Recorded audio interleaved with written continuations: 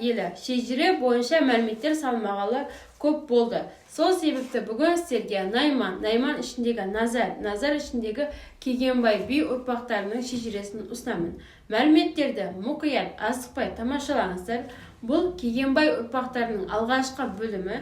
Келесі бөлімде тағы да қосымша мәліметтер шығаратын боламын. Мәліметтерді мұқият зерттей отырып тамашалаңыздар.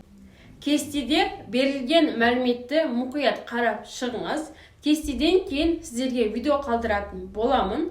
Егер сол видеодағы мәліметтер сіздерге керек болатын болса, осы кітапты алу үшін комментарияға өз email-іңізді қалдырсаңыз жеткілікті. Және бұл мәліметтер сіздерге құнды, пайдалы болған болса, бұл жерден өзіңізге керекті мәліметті ала алған болсаңыз, видеоға лайк басып, комментария жазып, каналымды қолдап кетуді ұмытпаңыз.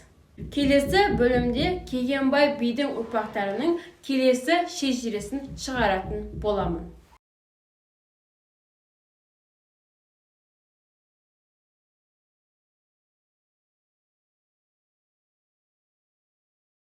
Кітапта осындай мәлімет берілген екен. Күтіден Мұқаш, одан Нұрқожадан Қасқарбай қайтыс болған, Тұрарбек те қайтыс болған екен. Зейнеқабыл, Нұрқабыл, қалған ұрпақтары Таскескен ауданының номер 4-ші фермасында тұрады.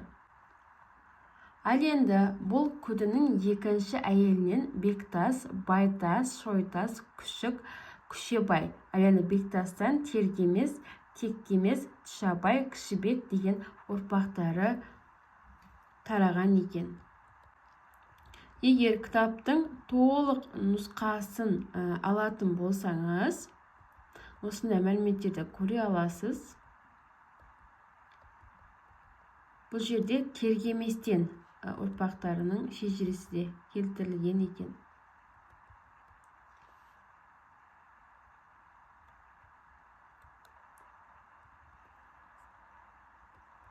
Кітапта осындай мәліметтер бар.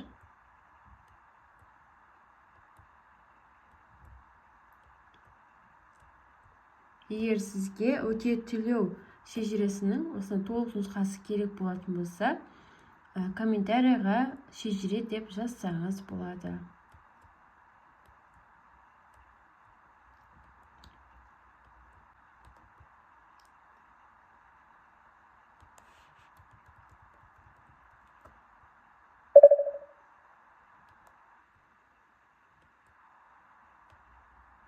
Менде бай шежіресі бар екен бұл жерде.